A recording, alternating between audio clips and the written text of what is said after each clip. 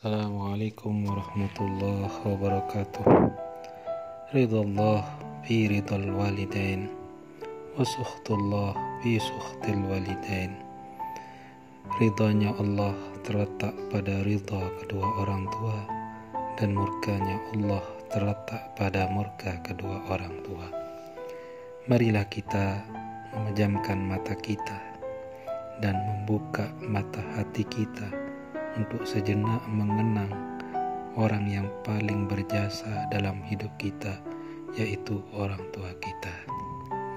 Ananda-anandaku, santri Pondok Pesantren Nurul Huda Meneming, mari kita bayangkan wajah ibu kita, ayah kita.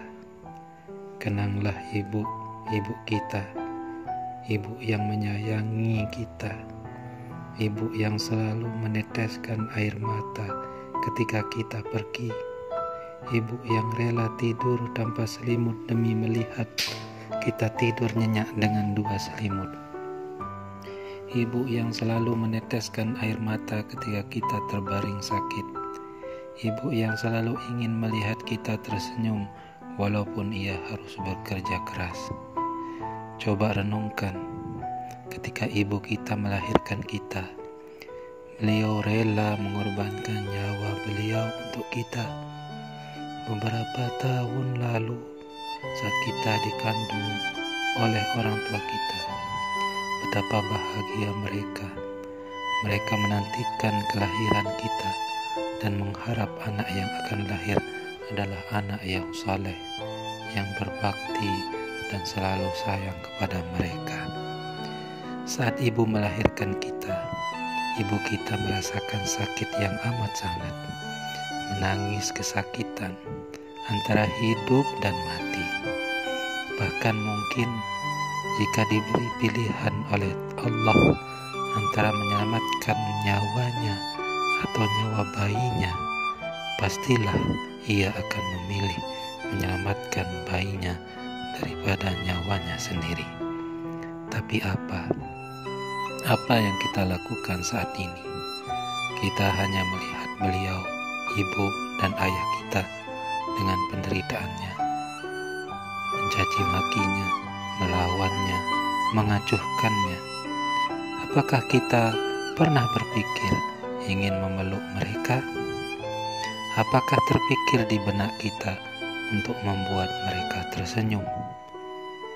Saya pikir tidak. Bahkan tadi saat ada di antara kedua orang tua kita mengikuti beberapa rutinitas kita, masih ada yang berkata kasar dan merasa malu ketika mereka berada di sisi kedua orang tuanya. Renungkanlah wahai ananda-anandaku, mungkin saat ini beliau masih ada, masih sehat, tapi perhatikanlah, bayangkanlah, rambut mereka satu persatu makin memutih, kulit mereka makin berkerut, sinar wajahnya makin meredup.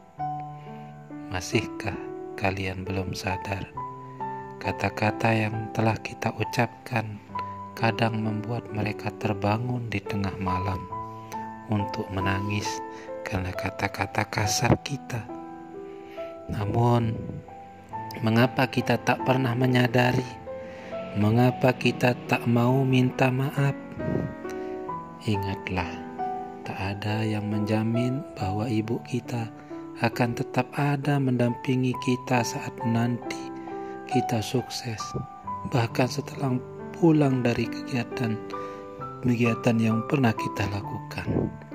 Mungkin tadi ananda-ananda sebelum pulang dari masjid, pulang dari kegiatan-kegiatan rutinitas, masih bisa menemui atau menjumpai ibu dan ayah kita, masih bisa tertawa dan bercanda meskipun mereka telah tua, keriput, beruban. Sekarang kita bayangkan pada saat kita duduk di sini, ada salah satu kerabat kalian datang dan memberi kabar agar kalian bergegas segera pulang ke rumah. Setelah sampai di rumah, di depan pintu, tentu kita ingin bertemu dan melihat sesosok lelaki yang selalu menjaga kita, membiayai sekolah kita, yang rela membanting tulang untuk kita.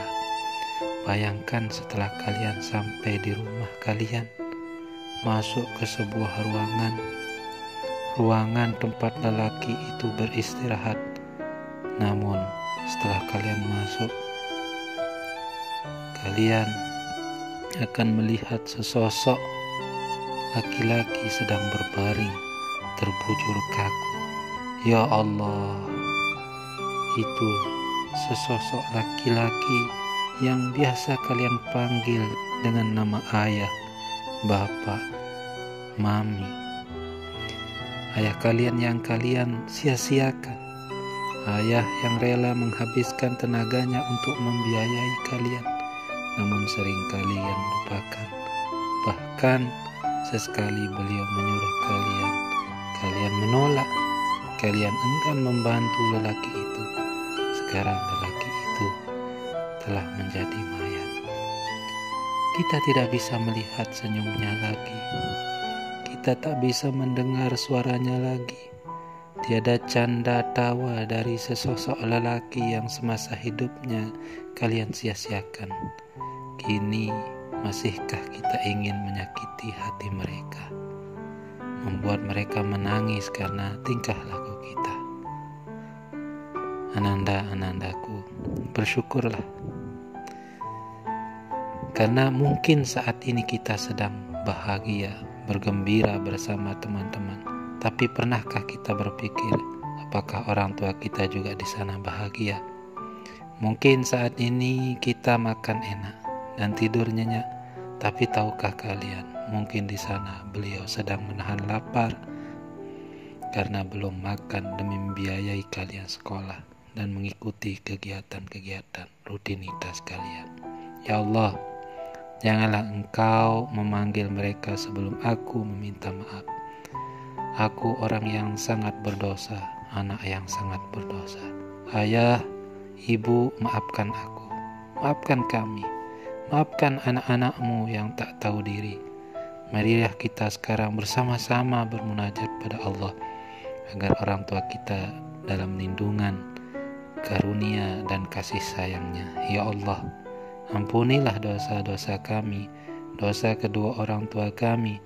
Sayangilah mereka sebagaimana mereka menyayangi kami, ya Allah. Imam Ghazali memberikan nasihat kepada kita. Kita tak perlu jauh-jauh mencari sesosok wali yang doanya diijabah oleh Allah Subhanahu wa taala. Cukuplah kedua orang tuamu itu adalah wali yang mana doanya akan selalu diijabah oleh Allah Subhanahu wa taala.